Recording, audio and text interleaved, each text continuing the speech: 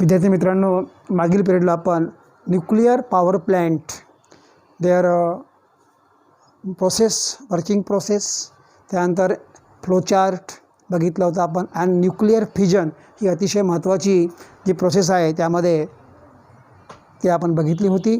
How that chain reaction takes place in that nuclear power plant. आता त्यानंतर आपण जे मागच्या पिरियड एक्सप्लेन केलं याचा डायग्राम बघा कसा असतो. बघा, आपण फ्लोचार्ट डायग्राम मागच्या वेळेला एक्सप्लेन केलं होतं फ्लोचार्टनी, परंतु हा ॲक्च्युअल पॉवर प्लॅन्ट कसा असतो बघा. अशा याला म्हणतो आपण schematic of nuclear power plant. याचं स्केच आहे. स्कीमॅटिक म्हणजे sketch of nuclear power plant. तर हे आहे nuclear reactor, first compartment nuclear reactor. इथे काय होतं, there nuclear fission process of uranium और plutonium takes place. Here bombarding of neutron on the heavy atoms of uranium or plutonium takes place, but in control manner. This reaction is controlled. Okay, वेळेला पाहिलं आपण. So that is controlled by the control pad. हे the control pad आहे. त्यानंतर nuclear energy is produced. Okay, that energy, okay, this energy along with hot water, combined with hot water, okay, and it goes to the boiler. कुठे जाते हे बॉयलरला, बरोबर आहे. Then from the boiler the steam is produce. When this energy, हा nuclear reactor आहे बरोबर आहे, this energy combine with the water. बघा इथे पंपनी वॉटर आलेलं आहे, water. So it form steam. That steam goes to the boiler. ठीक आहे. आता बॉयलरवरून that steam again with pressure and high temperature it goes to the turbine. Turbine वर आदळते, divert turbine. So turbine rotate and here is generator, it also rotate and produce electricity from generator. आता this steam from the turbine it goes to the cooling tower. याचं नाव आहे from the condenser it goes to the cooling tower, and from the cooling tower again it come back in the condenser. So some water vapor, that the steam condense somewhat here, and again more vapor is condensed cool here. Again it come back in the condenser and it form the water. So there is journey of steam from the condenser to cooling tower and again back from cooling tower to condenser. म्हणजे काही प्रमाणात ही वाफ थंड इथं होते, उरली sorely इथं होते, कारण काय तापमान खूप असते, हाय टेम्परेचर. आता पहिलेच बोललो आपण. So water come here from the condenser. Water goes with the help of pump in the boiler from the bottom of the boiler, and then it is coming to the pump. बरोबर आहे, pump, and from the pump again it is used with nuclear energy to produce the steam. असं याचं working आहे. ठीक आहे. So याचं एक connection अशा प्रकारचं आहे. म्हणजे nuclear reactor it is connected to boiler. बरोबर आहे. Boiler it connected to the turbine. Turbine it connected to the turbine it connected to the generator. And त्यानंतर near the turbine there is condenser. बरोबर आहे. And the hot steam after turbine it goes to the cooling tower. It cool down here in cooling tower, again come back into the condenser. In the condenser बघा इथे बांध दाखवले, जाणारी वाफ आणि ही येणारी वाफ. In the condenser totally vapor cool down, condense into water. That water is brought to the again कुठे, from the base of the boiler it is coming to the nuclear reactor. अशा प्रकारचे इथे हे दाखवलेलं आहे. ठीक आहे. त्यानंतर आता बघा ए न्यूक्लियर पॉवर प्लॅन्ट याची माहिती बघा. आता नो यूज ऑफ कोल. इथं कोळसा वापरतात का? नाही. Only nuclear atoms are used. radioactive atoms are used, uranium or plutonium.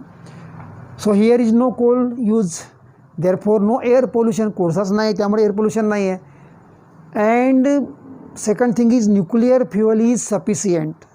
देशामध्ये भरपूर आपल्या किंवा जगातसुद्धा भरपूर काय न्यूक्लियर फ्युअल आहे, साठे भरपूर आहेत, युरेनियम प्लुटोनियमचे साठे आहेत. So it is easily available. Okay, so good source of energy. So nuclear power plant, nuclear fuel, it is now today's world it is good source of energy. म्हणजे बाकी सोर्सपेक्षा, कारण कोळसा कमी आहे, नॅचरल गॅस कमी आहे, पण त्या मानाने हे बरं आहे. कोणतं? Nuclear power plant. कारण there is availability of the more nuclear fuel. पण याच्यामध्ये हे झाले फायदे याचे आणखी नुकसान असे आहे. प्रॉब्लेम कोणते याच्यामध्ये? What are the problems here in the use of this power plant?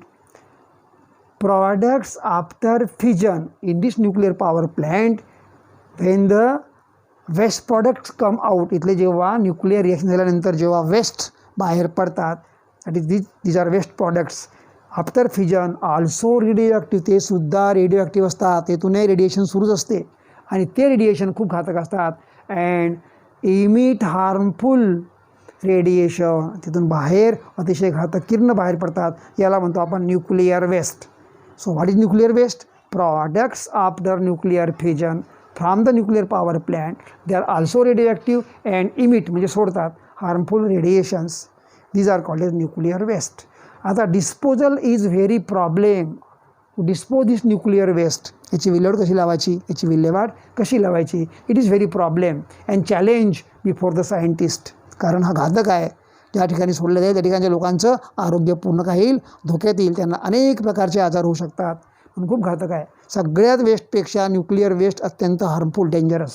म्हणून हा प्रॉब्लेम आहे. ही झाली एक गोष्ट. सेकंड हार्मफुल गोष्ट कोणती आहे? Accidents in nuclear power plant. समजा झाले ॲक्सिडेंट तर काय होईल? Very fatal, very dangerous, very harmful. कारण because it releases very harmful radiation. तिथे पण ही न्यूक्लिअर फिजन प्रोसेस सुरूच राहते आणि त्यामुळे काय होईल? मग थोडीशी जरी चूक झाली समजा याच्यामध्ये, by the small mistake it causes more accidents, more problem to the more people. हे एक याच्यात प्रॉब्लेम आहे. पेपरला येते, याची ॲडव्हान्टेज शिकलो आपण, प्रॉब्लेम पण शिकलो. ठीक आहे.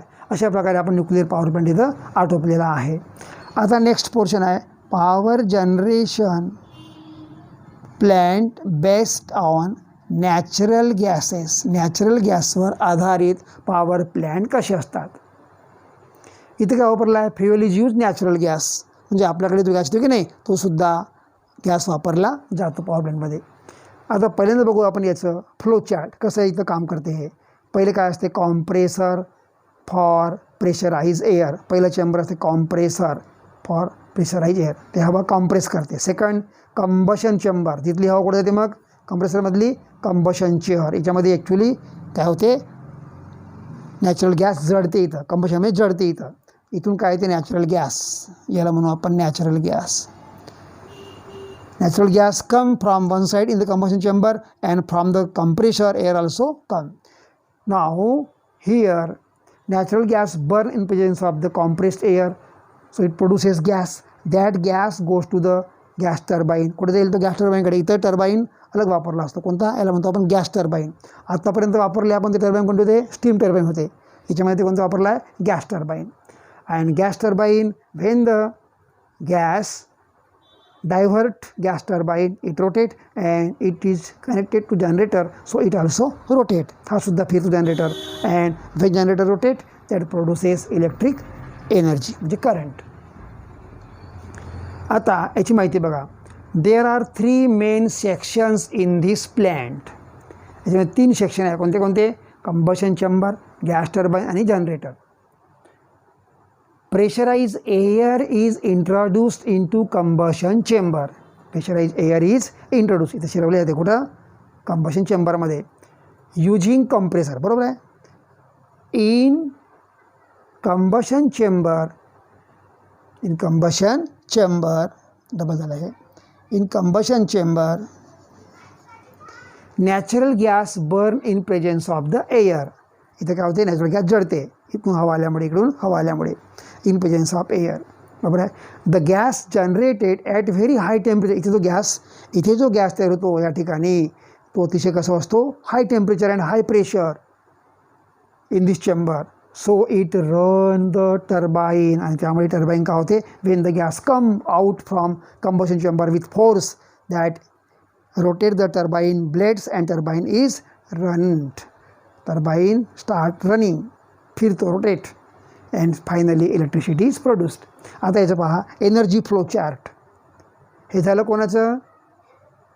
पॉवर प्लॅन्टचं फ्लो चार्ट. आणि हे आता energy, chemical energy of natural gas. In the natural gas there is chemical energy.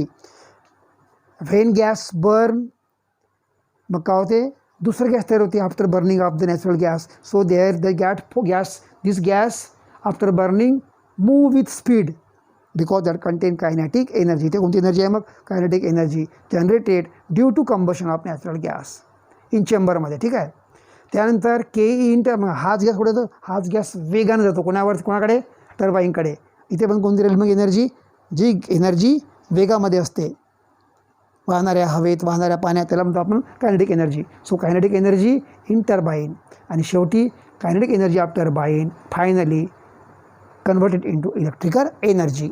अशा प्रकारे याच्यामध्ये sequence of the flow chart आहे. ठीक आहे. याची थोडीशी माहिती याची राहिलेली आहे पॉवर प्लॅनची, आणि डायग्राम पुन्हा काय राहिला आहे. तर 3-4 वाक्यामध्ये आणि डायग्राम आहे ते आपण पुढल्या पिरियडला पाहू. इथं झालं असतं, परंतु डायग्रामला जास्त आपली स्पेस गेल्यामुळे काय हरकत नाही, तुम्ही नंतर याच्यानंतरचा व्हिडिओ कंटिन्यूस पाहून तुम्ही याला कंटिन्यूस करू शकाल. ठीक आहे. तशा प्रकारे आपण इथे हे केलेलं आहे. तुम्हाला याचं देऊन नाही पुस्तकात एक्सप्लेनेशन, पण मी तुम्हाला एक्सप्लेन केलेलं आहे. तुम्ही अशा प्रकारे एक्सप्लेन करायचं, काही नाही, फक्त कनेक्शन लिहायचं आणि हाऊ इट वर्क आता एक्सप्लेन केल्याप्रमाणे. Okay. So here we should stop.